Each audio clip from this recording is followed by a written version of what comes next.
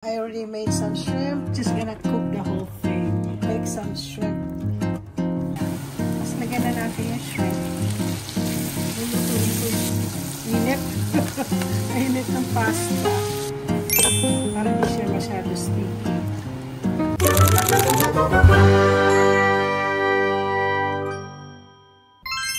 Good morning! Again, andito ako after ng live. Pupunta po kami sa biyanan ko at magdadala po ako ng pagkain. Anong dadalhin ko pagkain? Kundi mahilig sa seafood ang aking biyanan. So, meron pa ako natitirang shrimp. So, babalatan ko to.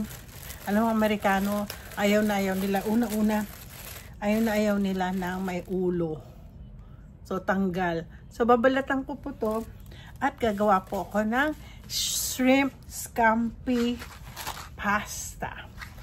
Ito po ay dedicate ko tong shrimp scampi pasta sa aking sister na si Bimbim. Matagal na po niya ito nire-request na gawin ko, na lagi ko pong nakakalimutan.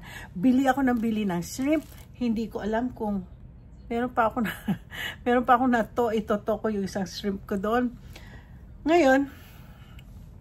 Ngayon, finally, ito na lang dadalhin ko. Pero instead na yung butter ng asawa ko, ang gagamitin ko kasi may, may allergy siya sa mga ganitong klaseng butter.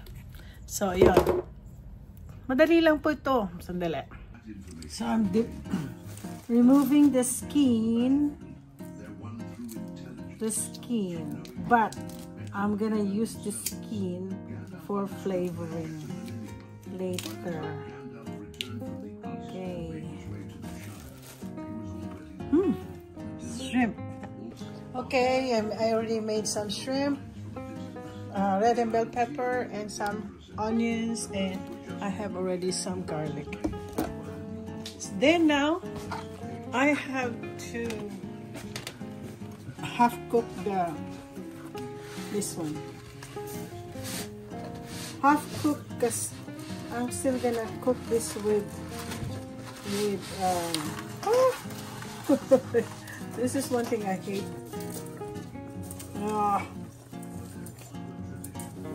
I'm not good at this. So I'm not just gonna cook the whole thing. Ano ko siya.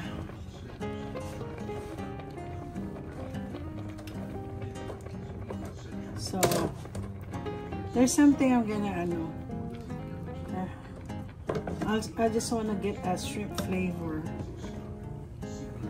Dami, oh.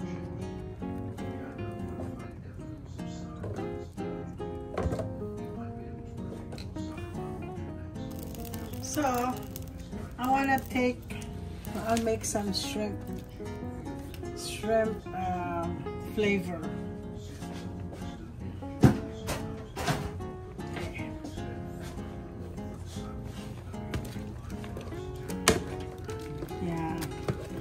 I just want to get this, take the flavor.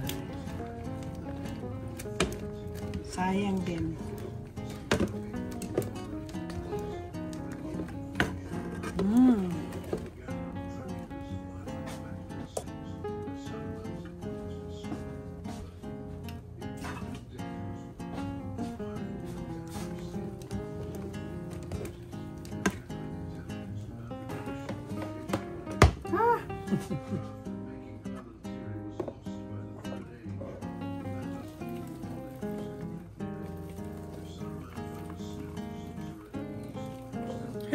Hindi niya pa na nakita.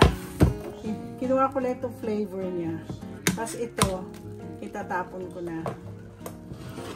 Pero sayang din, oh. Yeah.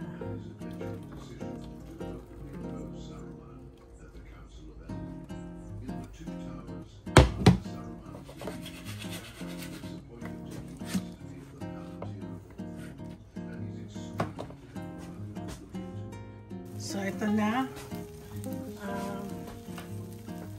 I wanna put some butter. Dry na siya. Oh. Ang gagamitin kong butter ay this one, yung plant-based, para makain din ng asawa ko itong ayan.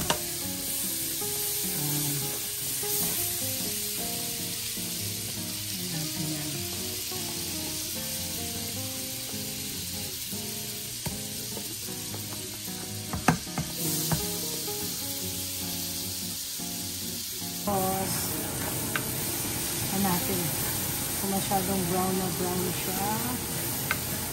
Hindi naman masyadong brown. Kasi kung brown na brown, sunog na siya. Nag-brown na nga. Tuyo-tuyo na dito.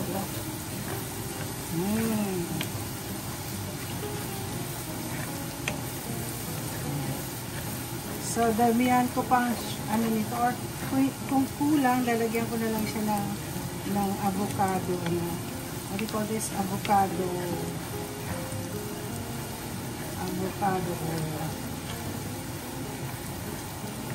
Yan. Tapos lagyan na natin yung shrimp. Lulutuin ko yung shrimp dyan.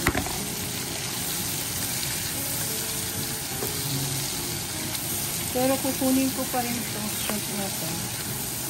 Okay. Luluto ko natin with the garlic.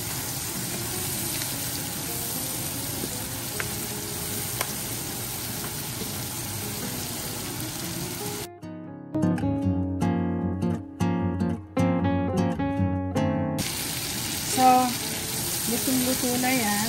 I have to remove it.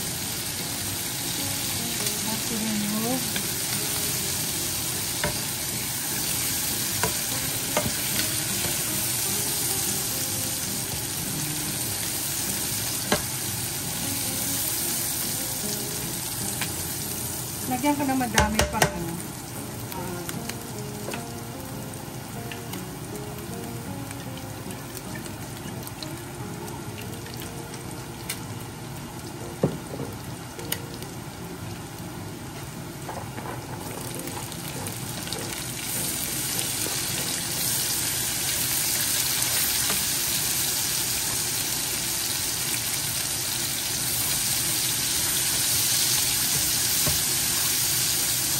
Ay, hindi na pala lalagyan ng ng sauce.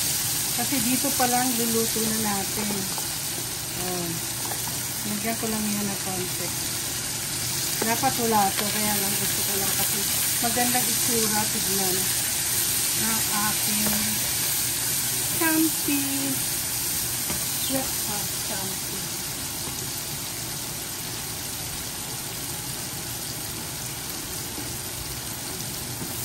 So, ganyan na siya. Gusto ko crispy-crispy din lahat.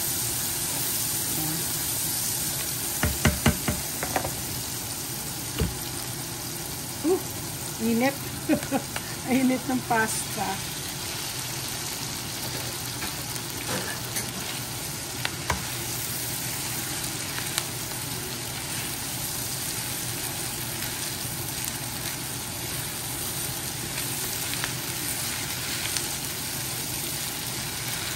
Dapat sana marami pang butter.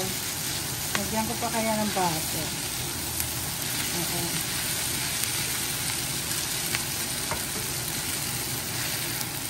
Slow cooking pala.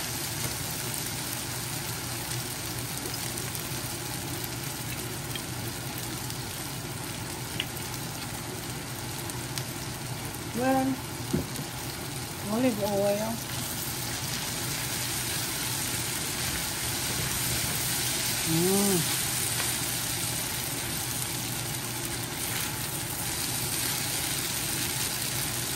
Pagkikit-kit yung dapat half cook lang eh. Nakadami ko yata yung dry na dry. Yes. Actually, dapat i-dry. Ha?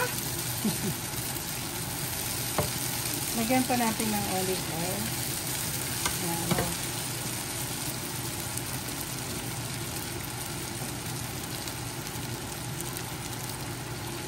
Tapos lagyan natin konting salt. Pepper. Lagyan natin natin konting pepper.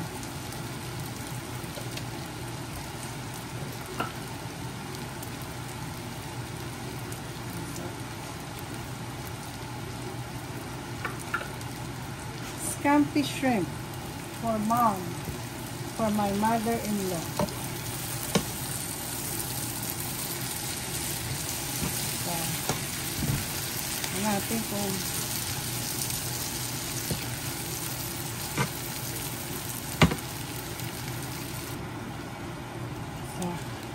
naglagay na ako ng konting flavoring ng shrimp. Have to put a little bit of water kasi masyado po siyang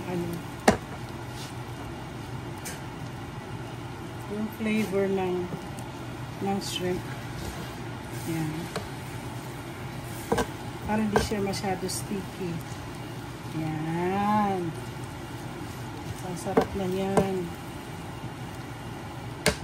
This is my own version of the skimpy pasta. There you go. My shrimp pasta. Okay guys, I made the scampi shrimp pasta. Here. Ito na. So, let me try. I wanna try it. My mother-in-law loves shrimp, so that's what we're gonna make.